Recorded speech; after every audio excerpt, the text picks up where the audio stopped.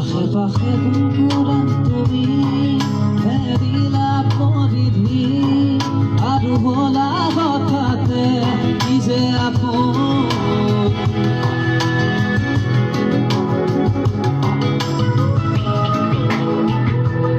এতিয়া নিজৰ হিয়াতে মই নিজে আদৰি হৈ খবৰ ল'বা নাই